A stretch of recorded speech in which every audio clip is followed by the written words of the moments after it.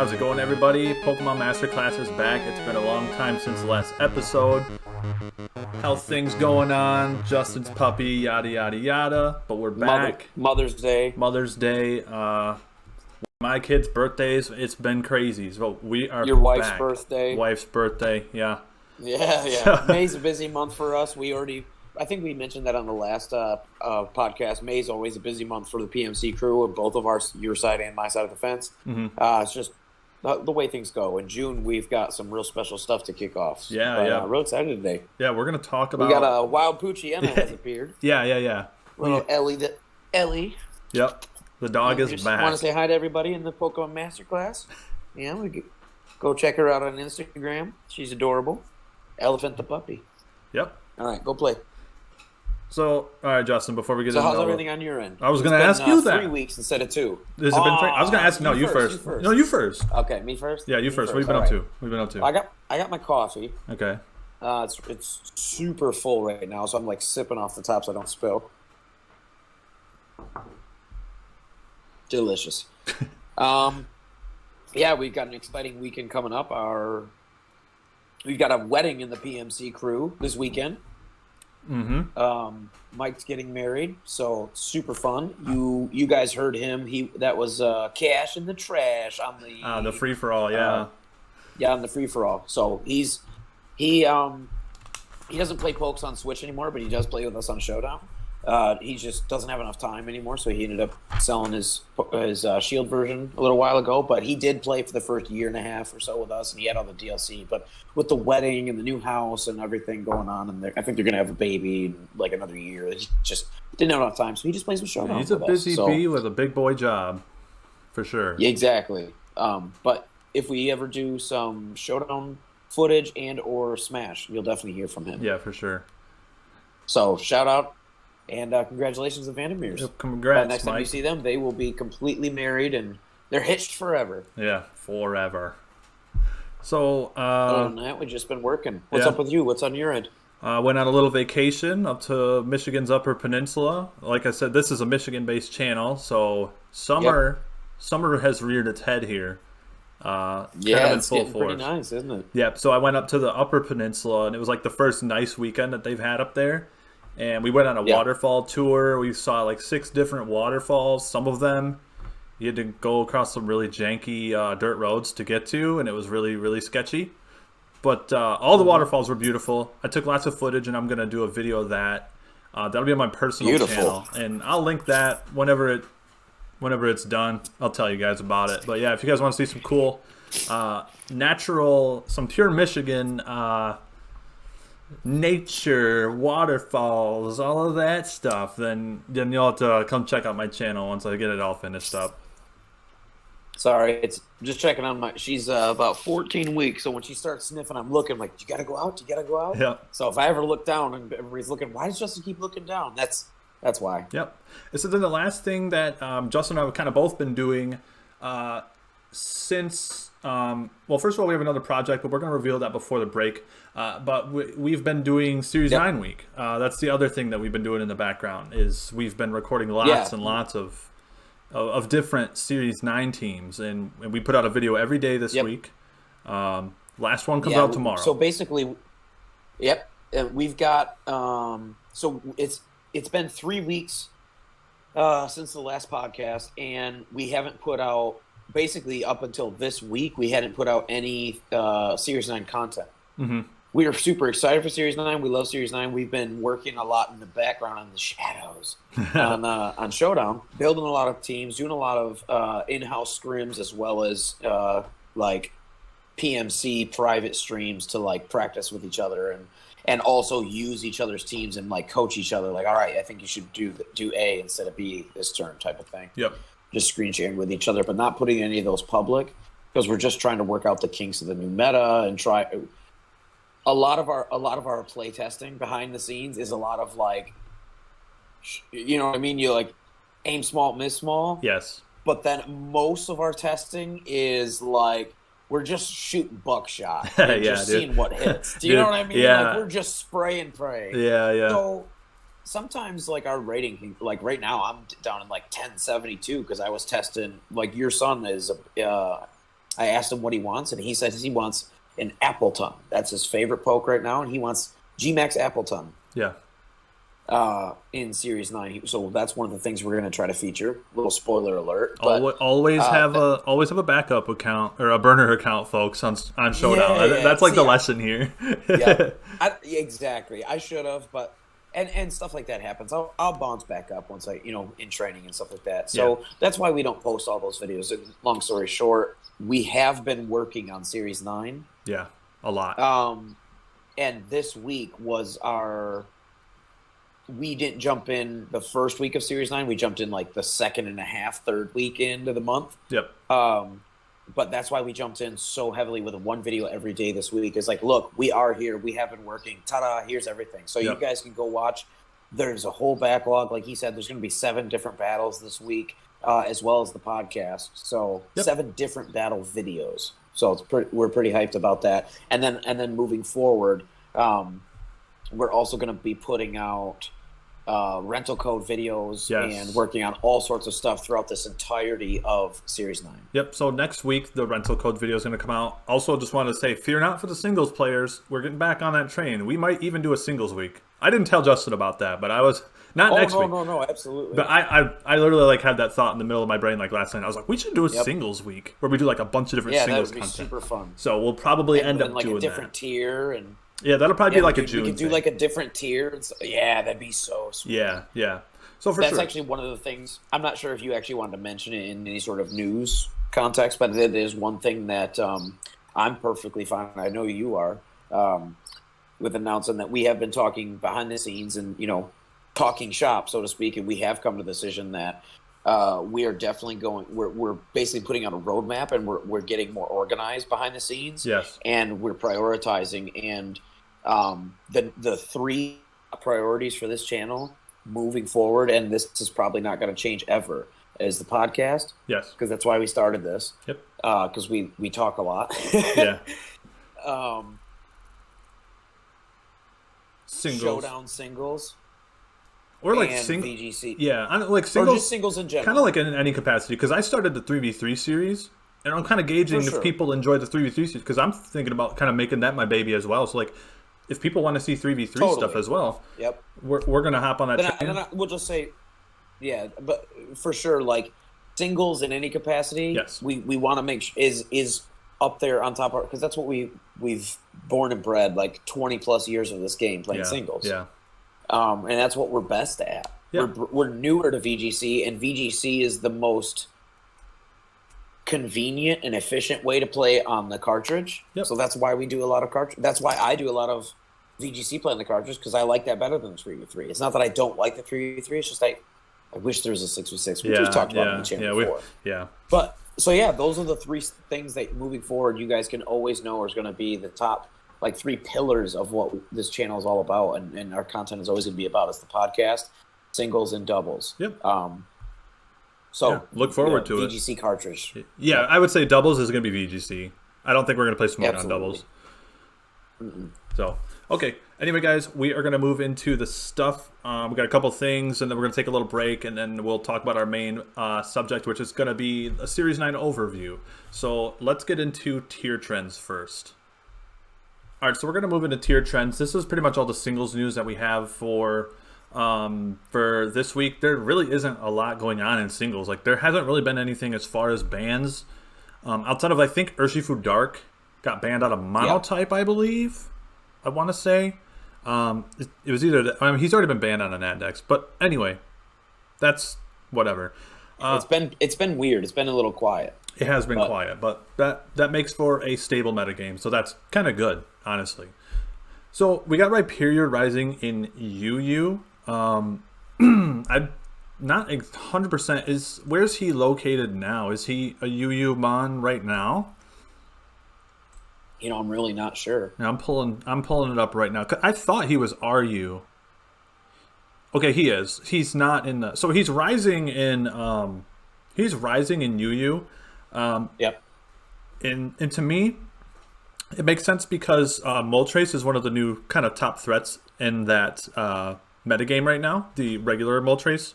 And he really, outside of getting burned by Scorching Sands, Rhyperior really shrugs off a lot of his stuff. He also looks like he stacks up really well against Rotom Heat, who is a really popular Pokemon, someone that we really like. And he is really good against the Thundurus Therian version if it's not running Grass Knot. And sometimes people will forego Grass It Knot. depends on if they're running. Yeah, it depends on if they're running like a full offensive spread on their Therian, because a lot of times you'll still see some sort of supportive type moves. You might see Protect 3 attacks, and they might forego Grass Knot. I think Brandon was just about to allude to why.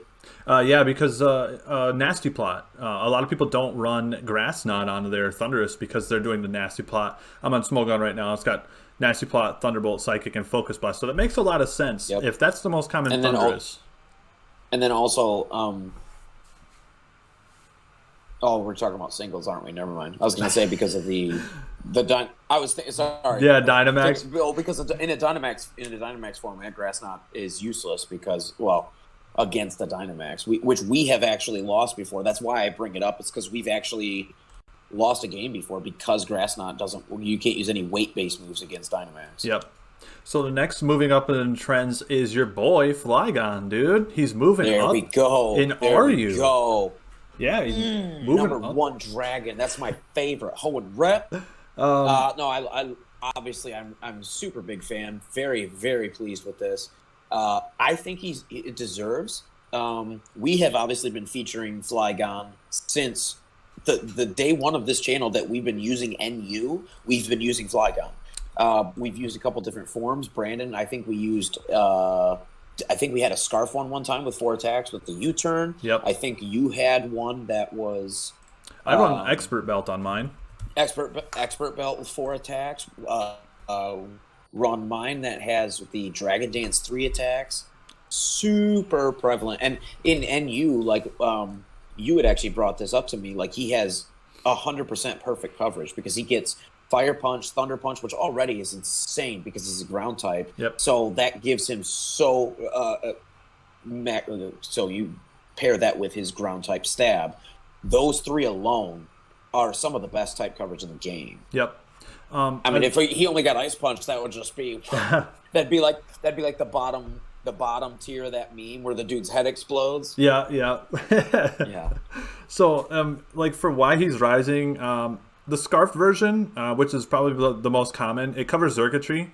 He's faster than Circuitry with a Scarf, and Circuitry kind of does a lot of damage in that tier. Like Circuitry is one of the top threats. He can U-turn. And obviously, he's immune being ground type. Yep, and he can U-turn out on Zarude. Zarude is one of the most prevalent threats. Really, which is insanely good. Yep, and then the last his U-turn slap. His U-turns are actually really, really prevalent. Yep. The fact that he gets access to it. Yep, and then Toxtricity. Toxtricity is another one. He resists the dual stab combination of Toxtricity. Toxtricity again, another one of those top threats, and you can come in on that and Earthquake. We run that Scarf, don't we? Yeah, sometimes I run Specs. We like depending. Scarf Toxtricity. Yeah, depending on the team comp. I remember that. Specs Boom Burst. But yeah, I honestly think it's in NU. He did so well because of his coverage and just his base stat. His typing was good, but his coverage was insane.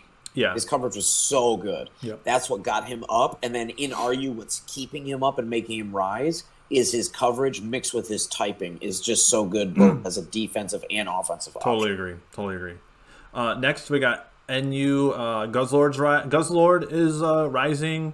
We got Dragonite rising in OU. This is really cool to see. I want to touch on Guzzlord for 2 seconds. Yeah. Sorry, because that's a considerable rise, 8%. Yeah, like that's not little.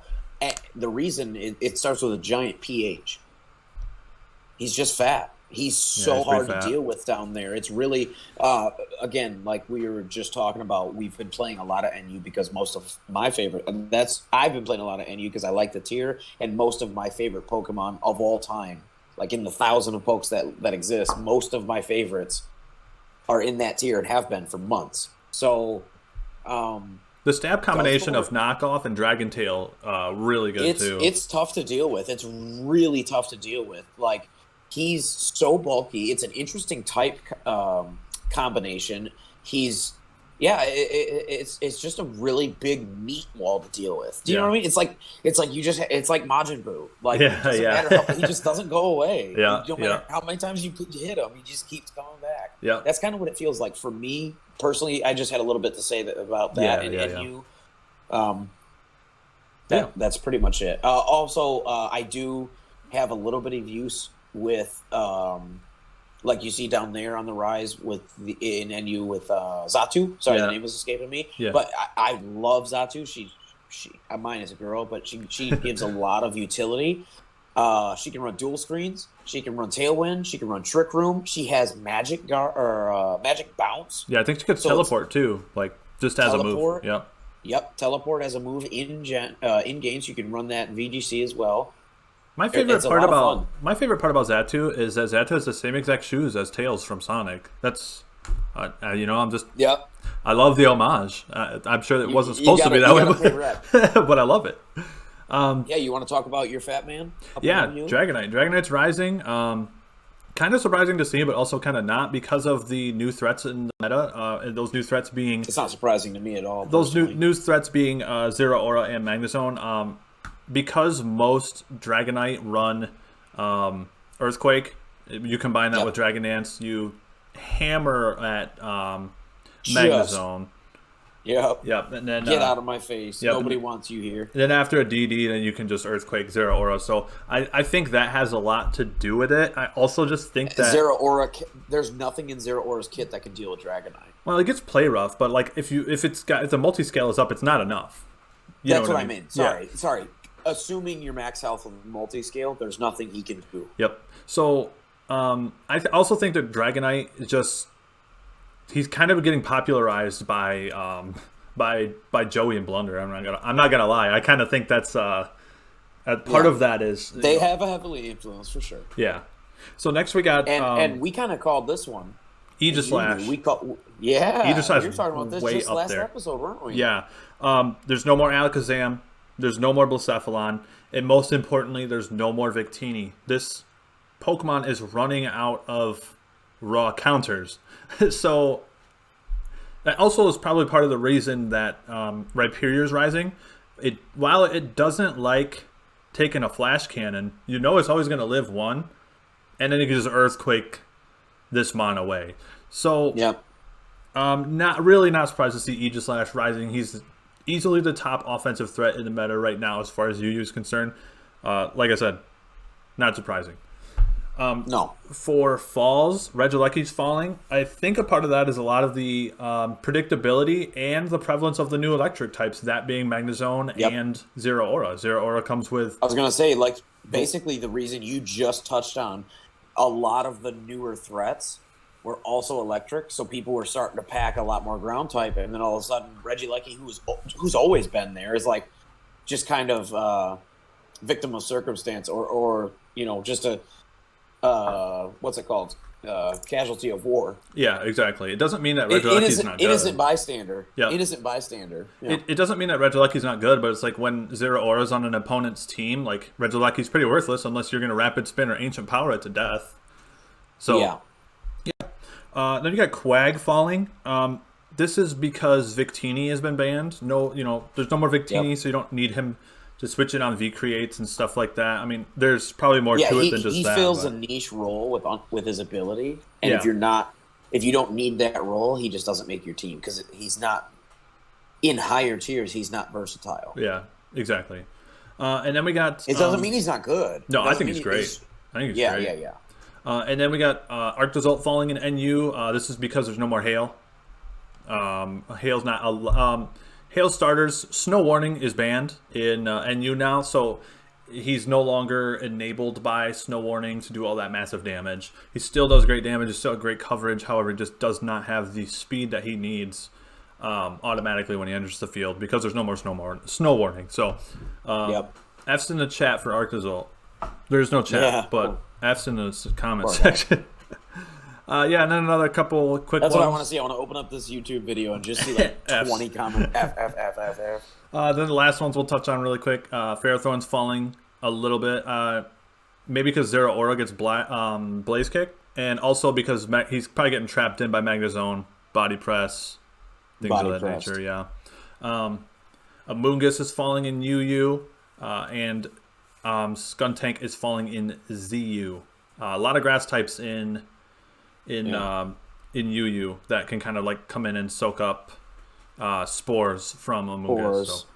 Hmm. yeah, And he does get access to. Obviously, he's a poison type, so he gets access to poison type moves: Sludge Wave, Sludge Bomb, yep, Clear Smog, which is my personal favorite because it's also a haze. yep. Um, to get away, it's just he's never he never has been and he never will be some big offensive threat. He is a damage soak. He's a sponge. He's a tank. Yep. So even if you're running like a considerable investment, I don't know. It's difficult. I also think the presence of both Moltres in UU is really hard on him.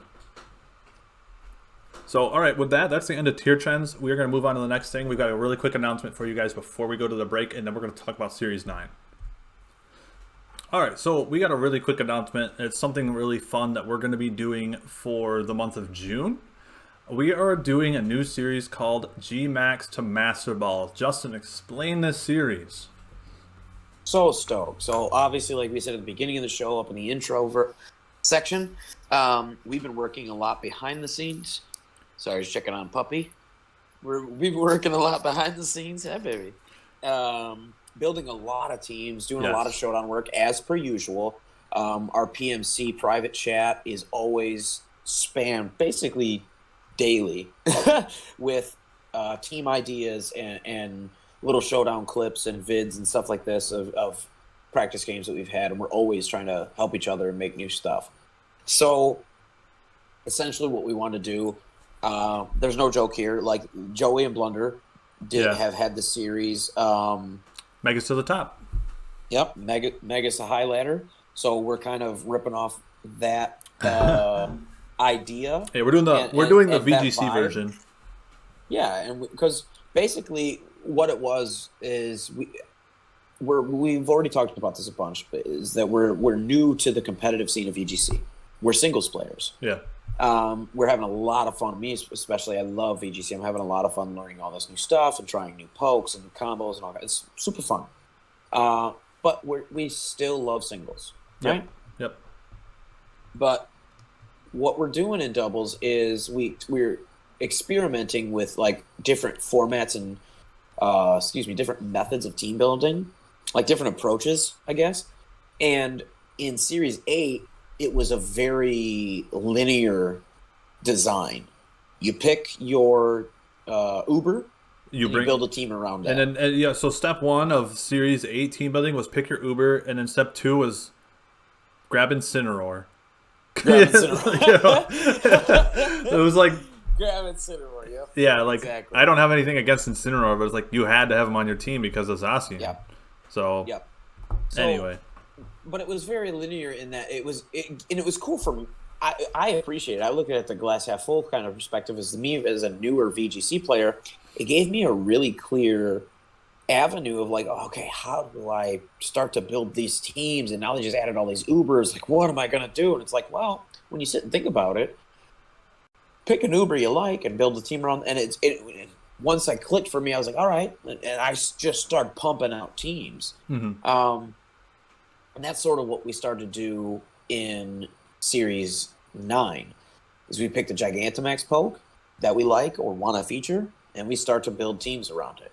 Right now, I'm looking at 27 different VGC Series 9 teams on my showdown up right in front of me. Mm-hmm. Not all of them are based around one specific Gigantamax. There's a lot more versatility and utility type teams. There are a lot of teams in here that are Series 8 teams that we have revamped to Series 9 by just, swapping out the Uber and slotting in something else. Yep. We've already featured a couple this week, like the Coach Terry team used to be the Ho-Oh team. We've got one coming up that'll be the Hatterene. That's our Lunala team. Yep. The Zacian team has been retooled to be our G-Max Lapras team. Yeah. So there's a lot of fun stuff. We're gonna try to feature Pokemon that aren't like super used. Like our first vid isn't gonna be like G-Max Cinderace or G-Max Venusaur. Like you guys have fought those on a ladder a million times. So we're gonna try to do stuff that's a little different. So Yeah, like right now, I'm looking at a G-Max Appleton feature, Yeah, G-Max Blastoise, G-Max Copper Raja, and G-Max Duraludon on the same team. Check that out. How yep, about a G-Max Flapple on a Gravity team? What about a G-Max Gengar team? You guys yeah. interested in that? What else do we have here that we could tease somebody? We've got down here a G-Max, a duo combo of a G-Max Toxtricity plus Gigantamax Inteleon team. Yeah, We also we've have got a series. Grimmsnarl. We got Grimmsnarl as Yeah. well. What else? You've got a Gigantamax Grimmsnarl. You've got Gigantamax. I Um. had Hat, but we decided to use your team for Hat. Oh, okay. We just today we were this morning. The whole crew was working in private on a new Gigantamax Snorlax team, which, Mm-hmm. ooh, that thing's gonna be spicy. Yeah, It's gonna be real sweet. yeah, So yeah, we have so much to cover. This is sort of an information dump, and it's supposed to be. We're trying to get you hyped up. The entire month of June is Gigantamax month. mm-hmm. That's the theme. Yep, We're going to try to feature, the goal is to feature at least one video in a positive light. So, again, if we put out a video with 3 battles, try to get at least 2 wins and feature off that Gigantamax in a positive way. We want to try to get at least one video for every Gigantamax. yep. We don't know whether or not we're going to hit that goal. We have real life and yada, yada, yada. But that's our goal that we're setting out for ourselves. And so far, we have teams that are featuring about 75% of the Gigantamax so far. Yep. And we've gotten a win on either the ladder or on ranked with every single one. Yep. So look forward to that. So with that said, I think we are going to take a little break, and then we're going to move on to the main topic, and that's going to be a lot of Series 9 overview. We're going to talk about the top threats, top supports, and our personal sleeper picks. So we will talk to you guys again in a second.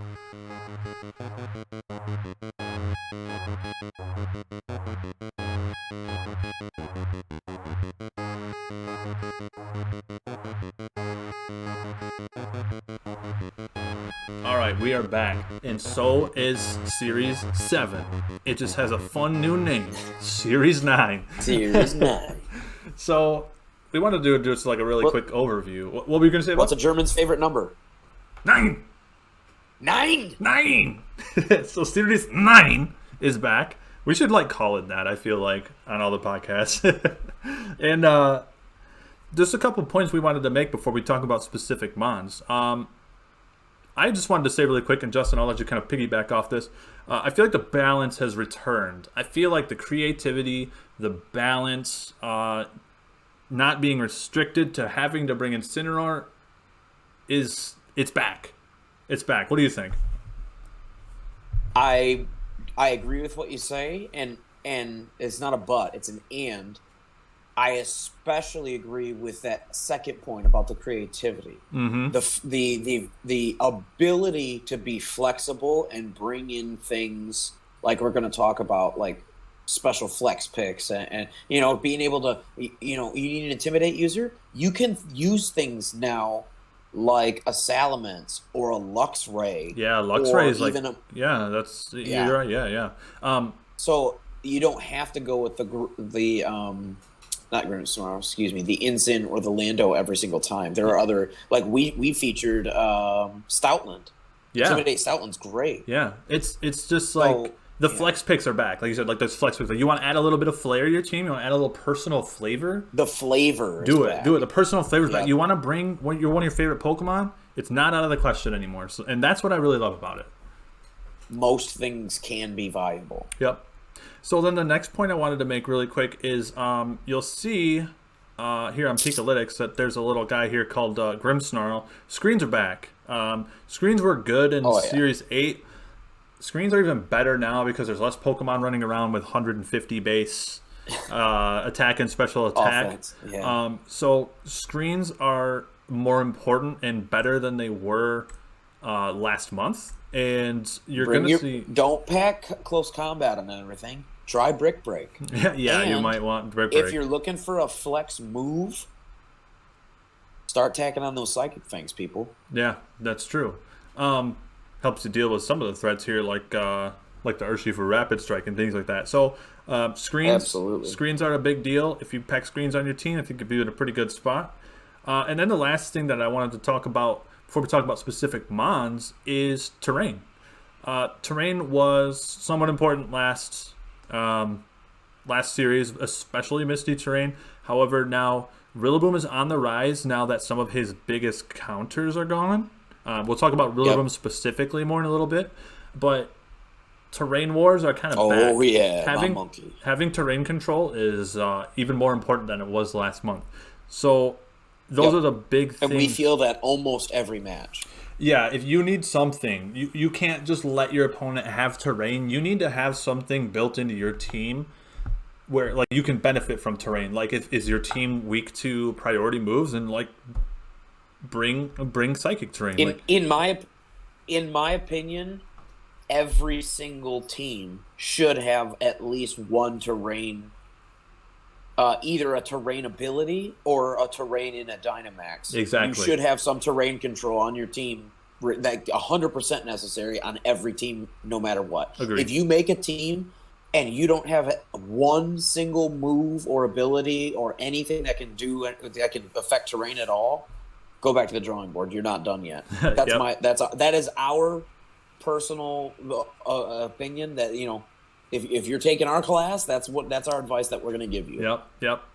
Okay, so let's move on to some of the top threats here. Well, obviously we got to talk about Incineroar. Yeah, let's get right? into it. Well, I mean, super excited. I want to say we got to talk about Incineroar. Okay. We don't have Get to. him out of the way. Yeah, let's talk. Okay, you already know about Incineroar. We're not going to say much. Yep, he's the most versatile mon in the meta. Fire. He's dark. He's got Intimidate. He's got good stats. He's got good typing. He's got a good ability. He's got good moves. Really versatile moveset with special or physical. He gets fake. He gets fake out. He gets snarl, burning jealousy. Yep. Drain punch, close combat, U-turn, parting shot, flare blitz, dark pulse, crunch. Yep. So have fun. He's awesome. Yeah, you guys know. Incineroar is great. We're not going to talk about him anymore. Let's talk about Rillaboom now. Because he is my favorite 8th gen Pokemon, and he's a grass type, and he's a monkey, and I love him. Yep, I also love him. So, like I had mentioned before, terrain is on the rise because of Rillaboom. Because I think a lot of this has to do with the fact that Zacian is gone. Rillaboom didn't really do much to Zacian, as well as Calyrex Ice is gone. Calyrex Ice was able to live a lot hard to deal with. He was able to live all of Rillaboom's moves, and then you're getting KO'd by Glacial Lance. And then if he Dynamaxes in front of you, then it's not a good time. So a lot of those really powerful threats are gone, and because Rillaboom's rising, like I said, I think that makes terrain a little more valuable. Anything you want to add about Rillaboom? I just like the fact that you can run him as, like when you see a Rillaboom, everybody always thinks, oh, okay, he's got Fake Out and Grassy Glide, and yeah, sure, fine. But he actually is so versatile. The fact that you can run like a defensive spread and be really hard to kill while still putting out massive damage. You can run things like Assault Vest or Kava Berry in that respect, or Grassy Seed, and it helps to be incredibly defensive. And people are like, wow, it's really hard to take out this Rillaboom, and he's hammering me with Grassy Glides every turn. There's also builds where because he's actually got a really nice speed tier. 85, You can actually run, very respectable, especially in a format where it's easy to just pair him up with a Tailwind user, right? Yep. So like there are Max Jolly, Max Attack Rillabooms, Dynamax turn 1 with a Tailwind type sets that we and other people have ran, and that those things slap. That's scary. Drum Solos turn 1 out of that. Like, it can't be understated. Like, he is a top-tier threat for a reason. He can do so many different roles on your team. Last thing that I want to mention about Rillaboom before we move on to the next poke is what's really interesting is 50% of Rillabooms are packing U-turn. And this is actually really interesting because you can U-turn out on your opposing terrain mons, like especially in DDF, you turn out, and then you can come back in and start your own terrain later. So like you can U-turn out, and you can protect your partner, and then you can U-turn out into your Incineroar and just take no damage from Expanding Force. So or Mystical Fire. So that was something that I really want. Or go out to your Grimmsnarl. Yeah, you know what I mean? All these big dark types that Moltres, Galarian Moltres. There's so many prevalent dark types that can come in and take, like you said, in that scenario. They can just take the psychic Yeah, so expanding force. I thought that was really interesting. I don't think that's something we saw in Series 7, and that's really interesting to see now. I think that just kind of goes to show that terrain wars are like back in full force. Yeah. Moving on to the next one. You guys know this one very well. It's Urshifu Dark. Yeah. Not, he's a top fighting type for a reason because he dismantles the Trick Room setters. Yeah. Because all of them.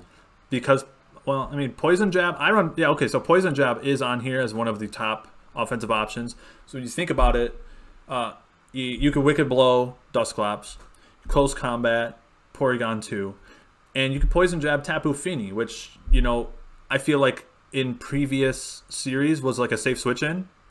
It's not anymore. Or you could, there's other things like being able to Poison Jab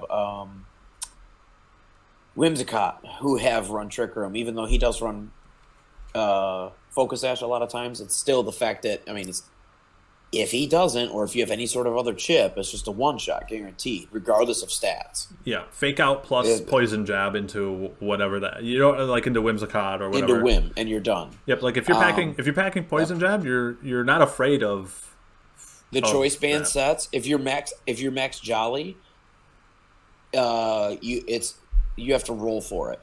Yeah. But if you're max Adamant, you absolutely can Wicked Blow one-shot a max defense and violate Dusclops. Mm-hmm. Yeah, it's like I said. And he's got Poison Jab for Grimmsnarl as well. So like a lot of the top Pokemon in the format are weak to Urshifu Dark. So so whether you're running the Choice Banded set, the Life Orb set, the Focus Sash set, like there's a lot of prevalence here. Yep. So Amon that and used to. Go ahead, buddy. Sorry, and obviously the fact that you can't protect in front of him. Yes, yeah, because of his ability, the Unseen Fist.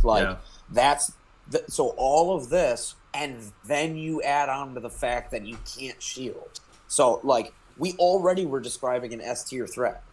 Yeah. Before I got to this, yeah, that's true. S tier, that's true. Then you add on his ability. Yep. That is exactly why Urshifu is where he is in every single ladder, both singles and doubles. He is a good kung fu bear. We're just gonna say that. Yep. And then Super Saiyan Po. The last top threat I want to talk about, actually kind of low on this list. Maybe I'm overvaluing him a little, but I want to talk about Metagross. I think the fact that he has Clear Body. I think he's low on the list is weird. I do too. I think that's really weird. I agree with you. I think he's a excellent option, especially for a Dynamax because of Clear Body. If you're running a weakness policy set, obviously Clear Body, you can't have your stats lowered. This Mon can literally snowball you by raising its stats with Max Quake, Max Seal Spike, and then the weakness policy. So if you don't have an answer, he's boosting his team's defense. Yeah.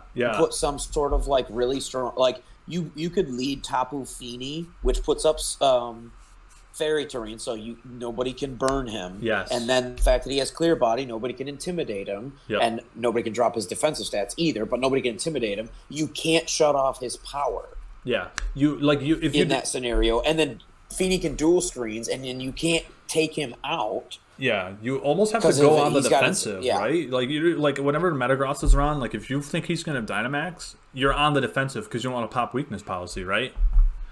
Exactly. You're trying to avoid it. Like Dragapult too. You're trying to avoid that weakness policy, but still kill it. And that's a big thing that we felt with and still feel with Glastrier. How do we one shot this incredibly tanky thing without? Because we have to one shot, otherwise weakness policy and the retaliation is just going to blow something off the board. Yeah, and it's funny that you mentioned Tapu Fini specifically. Tapu Fini happens to be the #1 partner for Metagross, so excellent observation there from you. Look at that! That's just how we do it, man. Yeah. That's why. See, this is why we're the master class. That's true. Yeah, we've been putting in the work. We've been seeing the combos for sure. Yeah. So yeah, that's it for top threats. Here's the one that we wanted to spend a little time on. This is really fun, and we kind of alluded to this. We're going to talk about the top support Pokemon now, and Justin, you were just talking about Tapu Fini. Let's elaborate on Tapu Fini a little more. What do you think about Fini? Probably my #1, if I had to say, is either Fini or Coco, or Comfy. Like in terms of like my go-to, like when I'm building a team and I need that support slot, those are usually my go-tos regardless. Feeney just like she pairs so well into with every single physical like feature. Like Yes.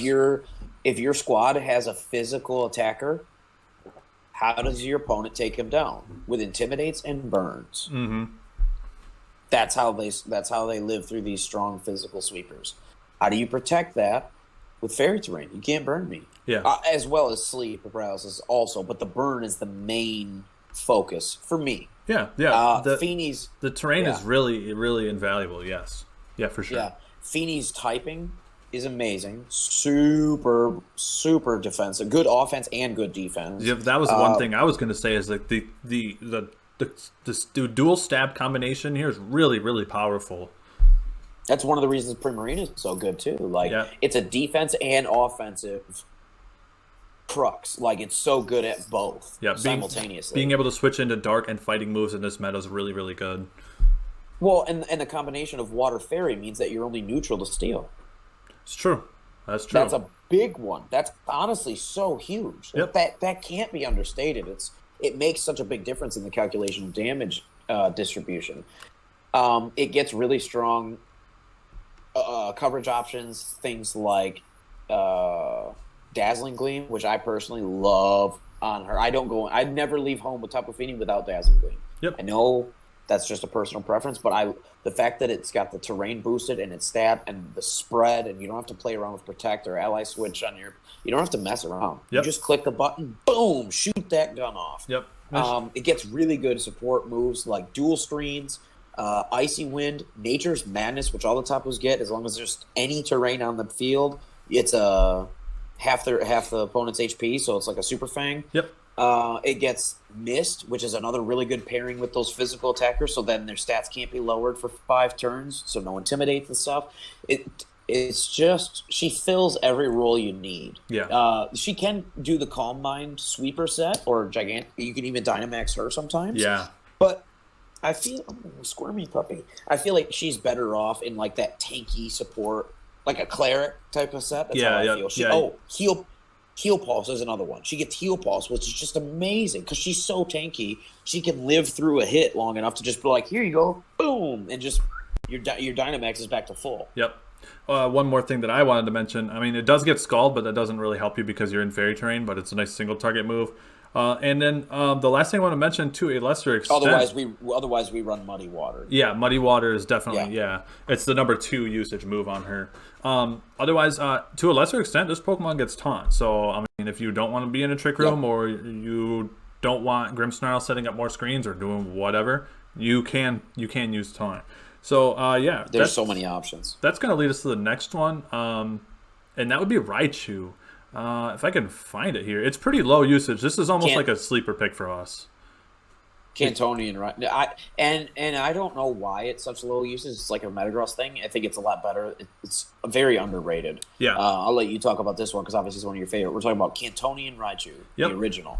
It's got one of the best speed tiers in this format at a 110. It's got access to Fake Out, so it's got that disruption. Volt Switch to kind of switch out, or to Papuina's policy on Pokemon like... that's my favorite. Like Moltres, like Galarian Moltres. We like to do that a lot. You can do it on Celesteela too. But the big thing... Gigantamax Blastoise. Yeah, Blastoise. So, but the big thing is Lightning Rod. Lightning Rod redirects electric attacks into Raichu. Really strong because of the presence of Regieleki. And it enables Pokemon like Celesteela, like Blastoise, like anything that's weak to an electric move. You can just come in and absorb that, and then your Celesteela or whatever is free to go and do some damage. Actually, Celesteela is the number 1 used partner for Raichu. So, and that's a combination I was using in Series 7. And that the reason that it's such big global usage is obviously because everybody was paying attention to your Series 7 content. That's true. It's we made this. We combo are famous. The trendsetters. Yeah. Another couple moves I want to talk about. It gets Nuzzle. A little bit of hacks in your favor. Never a bad thing. You never leave home without Fake Out and Nuzzle. Yep. It does get Electro Web. However, he's outclassed in that role by Regieleki. And Eerie and Impulse. Tapu Koko. And Tapu Koko, yes, correct. Because Tapu Koko has a base 130 speed, so And sets I mean, electric terrain, so... and sets electric terrain, and can taunt and dazzle, and Yep. Eerie Impulse is a really good one. It also gets Charm, so it can lower your opponent's special attack or their their physical attack, which helps your by 2. By 2. So that helps your weakness policy mon. So say you charm a physical attacker that's about to drop. Say you charm Urshifu as he sucker punches your Metagross. You soften that blow, and the Metagross is set up good. And then, like, obviously vice versa, you can Eerie Impulse a Charizard before it hits Flamethrower on your Celesteela, and you can pop weakness policy that way. So yeah, this is a Pokemon. You meant Wicked Blow, but yeah, I know what you mean. Well, I said Sucker Punch because Wicked Blow would crit through it anyway. So that was like an example that like took a left turn really quick. Yeah, but you sucker. Yeah. You know what I mean? The Sucker Punch has the priority. Yeah. So anything you want to say about Raichu really quick before we move on to the next one? I love it, honestly. Like you're the one who made it famous in our local group in the Grand Rapids area. Our PMC crew, as we call it. Yeah. Like, you're the one who has been repping Cantoni Raichu. It's one of your favorite Pokemon of all time. Yep.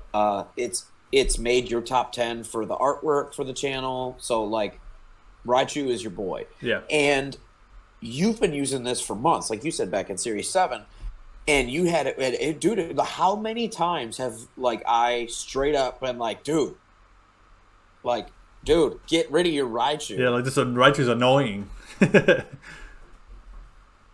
Yeah, it's happened a lot. Yeah, Raichu's just so annoying. There's so many times where I complain about your Raichu, and it's just like, dude, I can't get around this thing. It's nuzzling me, or you know what I mean, the fake out turn one, the nuzzle, because like they nerfed Thunder Wave to 90% accuracy. Nuzzle's 100. Yeah, and it does damage. So like you can break a focus and it sash. does a little chip damage. Yeah, you can do a focus. You can break a focus sash as well as inflict paralysis. So it's a great option. For him. So it's and then being able to obviously you want to run a focus sash because he's not very tanky, but being able to ensure that you're going to live that next turn to do you could fake out and then do something or whatever, and playing around like people expecting fake out and playing around and you not doing fake out turn one is also another really good trick. Yep. So we're going to move on to a couple. Everyone kind of knows a little bit about these ones, so I don't think we need to talk too much about them. But we're going to talk about Comfey really quick. Comfey and Dusclops? Comfey and Dusclops. Yeah. Everyone kind of knows the Draining Kiss, Floral Healing strats for Pokemon that are weak to Fairy. It can start a Trick Room. Comfey is like one of, if not the most versatile support pokes in the entire game. Yeah. Yep. Period. Like, full stop. That's just a fact. It's insanely good stats all around. Yep. Almost every single stat is an S tier stat except its HP. Yep. Like it's a tiny little flower necklace and it has 100 speed. If you're telling me that's not an S tier stat for that thing, you're wrong. Sorry. Yeah, exactly. Like objectively, you're wrong. Yeah. So it's incredibly bulky. It's a tiny little flower necklace and it's got 90 defense and 110 spec D. Like this thing is insane. The ability to run, like you can run. Look at the different types of teams you can run with this thing. You can do Trick Room. Yep. You can do a Pseudo Gravity with Sweet Scent. You can do Ally Switch, so any sort of like trickery, like absorbing, for like Goodra or Dragapult and absorbing a Dragon type move, obviously because you're immune because you're a fairy. Like the Floral Healing is good on everything. He's got 2 different moves to go off with, either Draining Kiss or Giga Drain to proc with to have either Grass or Fairy as a +3 priority, so you get around Fake Out with Triage as the ability. And you can also proc your Sap Sipper mons with Giga Drain. This is something you like to do. You proc Sap Sipper with Giga Drain. You can proc Weakness Policies with Giga Drain. You can proc Weakness Policies with the Fairy Draining Kiss. It's just insanely good. So, like, one of the combos that we're actually using is we have a dual setup where we have a Goodra with Sap Sipper and we have a Galarian Moltres with weakness policy, and then we have a Comfey that has both Giga Drain and Draining Kiss, so we have ultimate flexibility on that team, and it's one of our going to be our featured teams for the month. Yeah, that video did come out. That strong. That video did come out this week, so we'll link that in there. We're going to link all of the Series 9 week videos, by the way. So yeah, that's Comfey, and then we're going to talk to a lesser extent about Dusclops, just because you guys also it's know. A Hoenn rep. Yeah, you guys know what Dusclops does. It does. It's incredibly tanky. It does everything you need him to do. Yep. If you need him to survive, 99% of the time he will. Yep. Like in terms of preventing a one-shot turn one type thing. Yes. Most of the time he can live.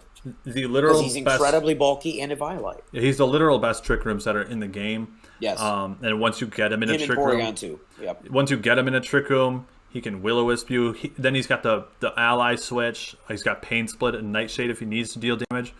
Pain Split Nightshade is insane. Will-O-Wisp is so good. He can proc off all different sorts of. He's really good at self-procking weakness policies because he has certain things. He's got a couple different moves that lower speed, yes, as well as are super effective. Like he has Rock Tomb and Bulldoze are the two that are of note. Bulldoze is usually paired with a lot of Steel types or Rock types, and then you can also do the Rock Tomb to pair it with, a couple different flying types that might want to run in a Trick Room. They aren't, what was the combo that we just saw recently? There was a really good one that had Rock Tomb. Oh, it was with weakness policy Glastrier. Yeah, yep, and that's funny you say that. His top partner is Glastrier, 65%, and then Incineroar is almost 40% a partner because the fake out Trick Room combination is almost guaranteed if there's no psychic terrain. So that's one thing to focus. Know. Yep. Okay, so that's it for support mons. We're going to talk now about our top sleeper picks. This is the best part. This is the best part of the whole show. This is why you came here, because this is the flavor. Yep, this is the flavor. I'm going to start us off with Heatran. I think Heatran... Yeah, buddy, do it. I think Heatran's a really underrated Pokemon in the meta right now. Yeah. And a lot of that is because he beats Rillaboom. Unless it's a max speed Rillaboom running superpower, which you don't see very often.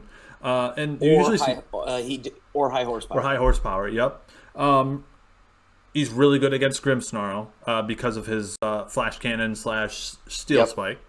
And he's really good against Metagross, a Pokemon that we had mentioned earlier. Again, Metagross gets Stomping Tantrum. However, it's... I want to mention real quick, he's also really, really good into... it's popular because it's won however many tournaments now because Wolfie's made it popular, but the Colossal. Yes. Yep. He is insane. He's basically perfect into Colossal because he also gets either Earth Power, but my favorite is Scorching Sands. Because you can burn other things that aren't fire, obviously not Colossal. But the fact that you can live everything Colossal wants to throw at you, even if Colossal has Earth Power because of Shuka, you can still live, and then you point, click, delete, turn one. Yep, it's funny that you say that because Earth Power is his #1 most used. It's more used than his Fire Stabs. So got him! I'm knocking him out of the park today. Yeah, you really are, dude. You're actually killing it. Yeah, so I've been doing a lot of work. I've been telling you, man. We've been putting in work for the past couple of weeks. It's just been all behind the scenes. Yep. Now you guys get to see all the work in front of the camera, and we're so excited for this summer. We've got so much fun content to show you. Yep. 130 base. Sorry, so go ahead. 130 base special attack.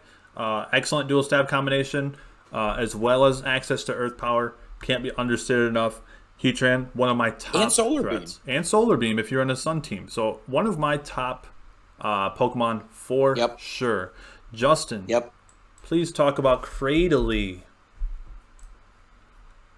Oh boy. If there is a Hoenn rep out there that somebody's sleeping on, it is this man right here, the Piranha Plant himself. Mm-hmm. Cradily is, and this is not a euphemism. This is 100% sincere, literal talk. Cradily is one of the strongest pokes in the format right now. Yeah. He should be in the top 20 of usage. I want to clarify, though, especially in a Sandstorm. Sandstorm Cradily in a Dynamax format, that's it's really powerful. good. Yeah. Cradley has insane stats. For what it is. So Yes. obviously it's one of the two Hoenn fossil pokes. Yep. So we're looking at a 107 spec D and a 97 physical D and a respectable 86 HP. This thing's a tank. Yeah, it really is. Make no mistake, that is the role. It is a meat shield, but we've also got 81 special attack. That's okay. And like Brandon said, because of it being rock grass, so any rock type in a sandstorm gains a +1 special defense boost while the sandstorm is up. All you have to do is be in the sandstorm and be a rock type, and it's just a natural, hey, have an assault vest, but you're not locked in. Yeah. It's actually really, really strong, and it's the crux of my sandstorm team. That, I've won games off the back of me just being tanky enough to live a hit and then slap back. Yeah. Obviously, it works really well on the Trick Room, being 43 speed. It gets things like Meteor Beam, Meteor Beam. Meteor Beam, you charge the first turn, and it gains +1 special attack. The second was a turn, point. the move. Yeah, sorry to interrupt. I was just going to say that was a point that I really wanted to make too. When you said you got an okay 81 special attack, well, that's where Meteor Beam comes in. Yeah, it's a combination. It's a combination of the fact that it's got for what it needs to do, it has good stats. For what it needs to do, it has good typing. Because Grass Rock is actually really good typing in the format, because Grass Rock is really good offensive dual coverage. Yeah, and then the fact it has Earth Power to add on top of that. Those three, basically, like back in our 4th gen competitive, there used to be a thing called perfect coverage. It doesn't exist anymore, but there used to be a thing called perfect coverage. This is as close to that as you could get. This is one of those combos that's right up there in that A+, S- tier of perfect coverage. The combination of attacks, combination of Earth Power, Grass or Giga Drain and Meteor Beam. I mean, you beat Incineroar with Meteor Beam every time. Yep. You beat Tapu Fini. It's good against Landorus. Regieleki, like if you're in a Trick Room, you beat Regieleki. You wall Rillaboom quite well. Yeah. Especially if you're Dynamaxed, you wall him very, very easily. Like I said, and then the thing that makes him really strong is, on top of all that, is again like the Urshifu thing, is then you get to his ability. Yes. He has a hidden ability called Storm Drain. This is the same ability you've seen on Gastrodon. Basically, this is one of the reasons that Raichu is so prevalent, is because he's got Lightning Rod, which is a redirecting electric attacks from your partner to me. And you become immune to the damage. That's the key part. It's the same thing here with Storm Drain. My partner could be anything in the world that's ground, rock, fire, any combination there. And you don't want them to get hit with a water type movement. You want to avoid that Max Geyser or the Hydro Pump, right? Put the Storm Drain next to it, and it redirects to Cradley, and it gives her a +1 special attack boost. So between the Meteor Beam and the Storm Drain, you're actually boosting your damage quite significantly. And then on top of that, in a Dynamax, you can get Grass Terrain boosted, overgrowths, and there are ways to supplement your damage. The last point I want to make about Cradley, and this is why we started including him on our teams, he's a better counter to Colossal Dragapult than Gastrodon, because he... we featured that this week. He takes a +1 from the Surf. Yep. In a Dynamax format. You literally Dynamax turn 1. It's in the feature this week, and there's no way around it. The Dragapult Colossal player has to play differently than what they want to do. Yes. Which is already putting that team on the back foot. If they're foolish enough to try the combo, if they're foolish enough to try that combo, you can't knock out Cradley. Go watch the video to see what happens. You can't knock out Cradley. No, there's nothing in Colossal's kit that can kill Cradley in 1 turn. There's nothing in Colossal's kit that can kill Cradley in 2 turns. Yeah. So even with the weakness policy, it doesn't matter. You cannot kill him, and we have Earth Power. Like I don't know. Maybe Cole. I think Cole might get some steal moves, but you don't see that. You usually see Protect. See Protect. Okay, I'm looking right now. Protect, Heat Wave, Meteor Beam, and Earth Beam, and Solar Beam. So the steal moves, if he gets any. Oh yeah, okay. You said he did get one. He gets heavy slam, I believe. Not even in the top usage Nope. for colossals. So It's usually a guard, Volcolith, flare, quake, or guard, Volcolith, flare, overgrowth. yes.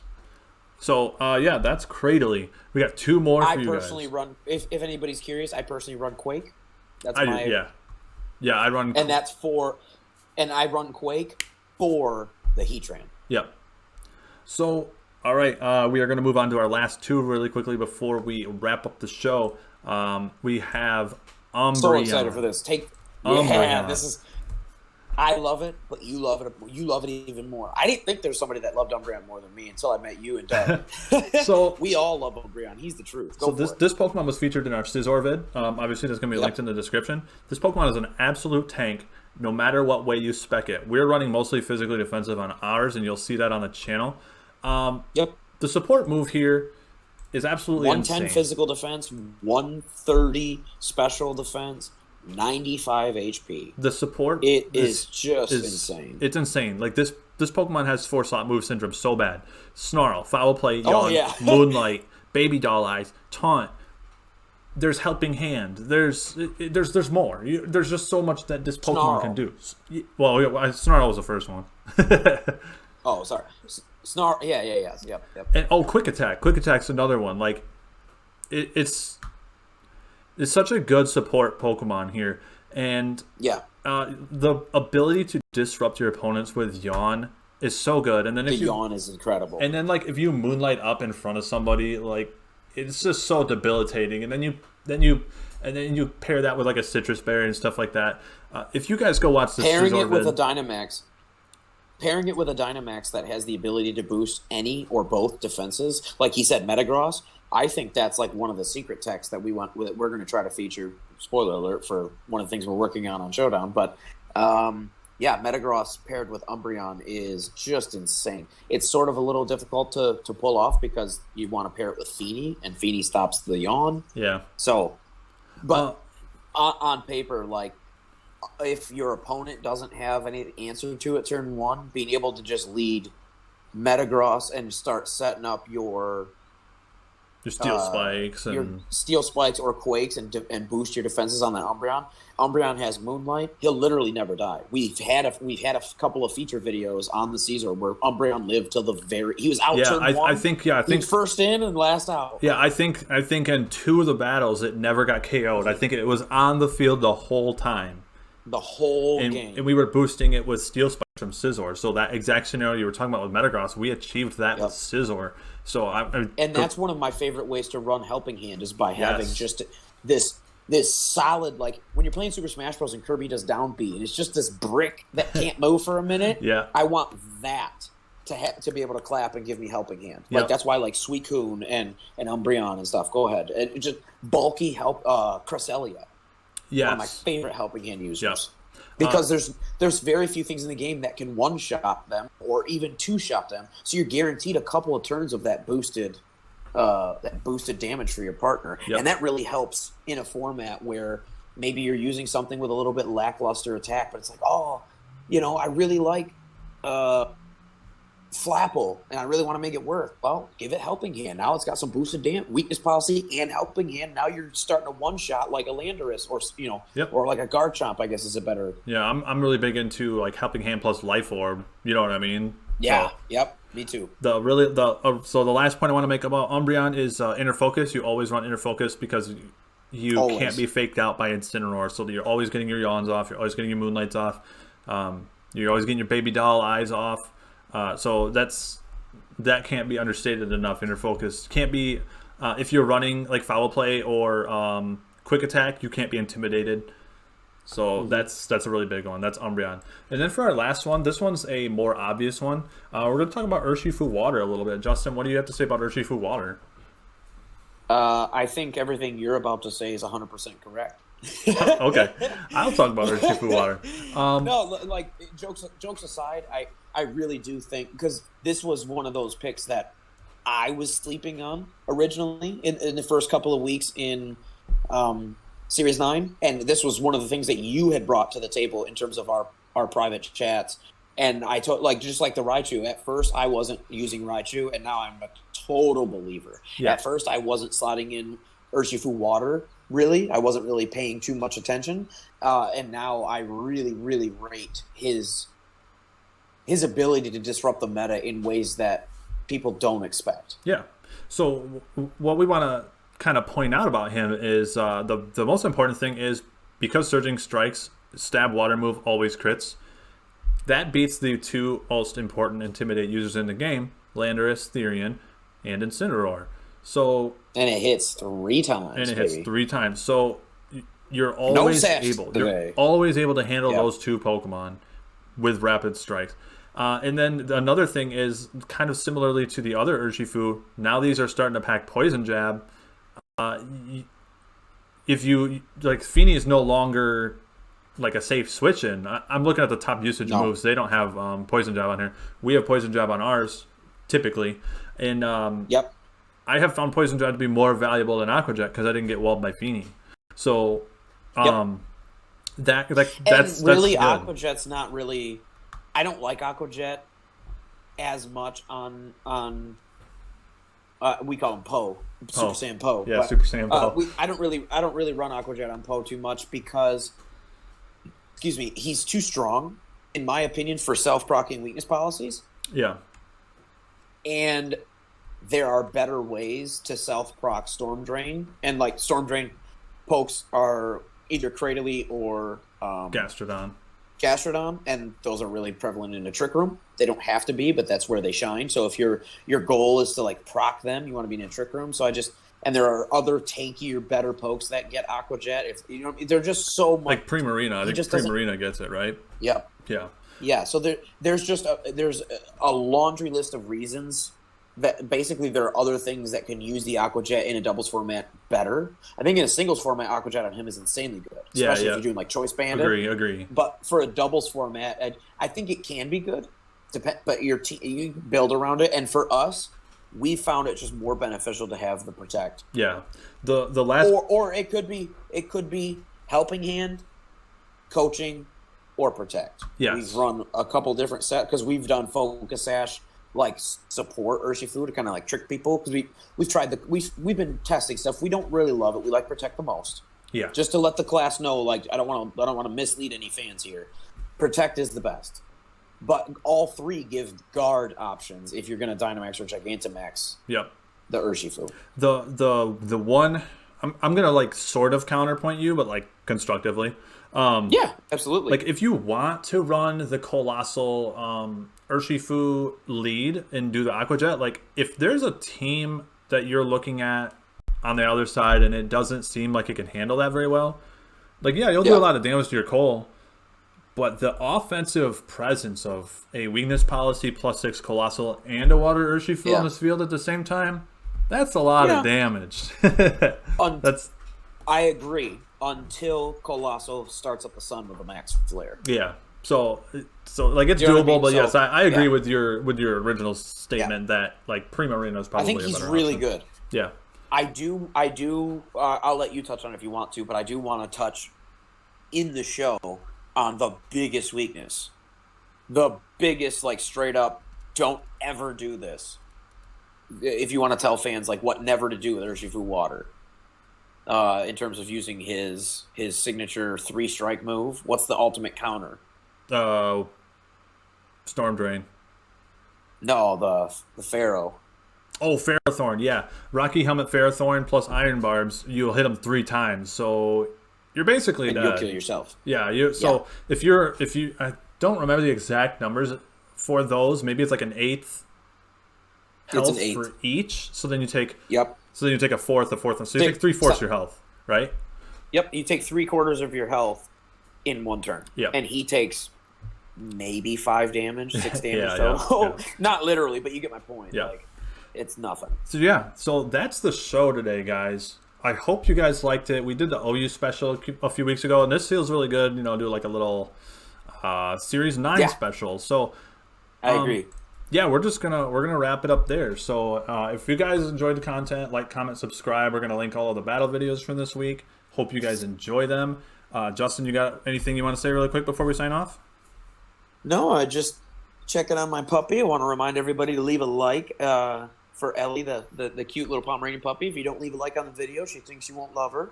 Yeah. So we want to So, make sure that all you guys like and subscribe for the puppy. yep. If you haven't liked the That's why you guys channel, come here. if you haven't liked the channel yet, what are you waiting for? Hit subscribe to Yeah. the channel, like the videos. We appreciate it. Yeah, series, and stay tuned throughout the rest of the month of May. We do have a lot of fun content coming up with our featured Pokemon, and we're going to be putting out a rental code. We're going to be putting out some of our hand drawn artwork, as well as a little guide from Series 8 to Series 9 transfer teams.